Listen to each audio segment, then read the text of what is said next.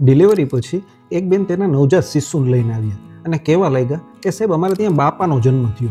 હું સમજ્યો કે દાદા જેવો ચહેરો હશે માટે કહેતા હશે, પણ બેને કીધું કે એવું નથી સાહેબ, જન્મતાની સાથે 5 થી 6 વાળ સફેદ આવ્યા છે માટે કહું છું.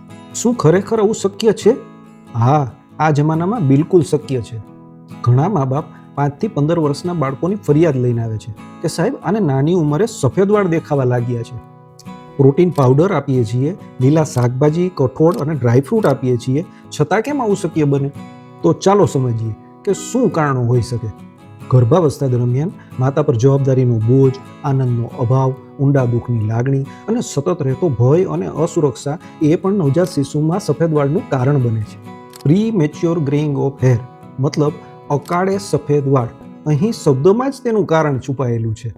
બાળક જ્યારે ઉંમર કરતાં વહેલું મેચ્યોર થઈ જાય છે, જેમ કે ભણતરનો બોજ, કસરતનો અભાવ, ગેજેટ્સનું વળગણ, પરફોર્મન્સનું પ્રેશર વગેરેના કારણે બાળકમાંથી બાળપણ જ ગાયબ થઈ જાય છે અને વડીલ બની જાય છે. માટે બાળક ફૂલની જેમ ખીલી શકે, આનંદ કરી શકે, મોજ કરી શકે તેવું વાતાવરણ ઊભું કરવું જોઈએ. યોગ્ય હોમિયોપેથિક સારવાર, પોષણયુક્ત આહાર અને મનની ખુશી, આ ત્રિવેણી સંગમથી બાળકમાં ચોક્કસ સફેદમાંથી કાળા વાળ પરિવર્તિત કરી શકાય છે અને બાળકને વહેલું વડીલ બનતા અટકાવી શકાય છે. આ રીલ એવા લોકોને શેર કરો કે જેઓને અકાળે સફેદ વાળ આવી ગયા છે.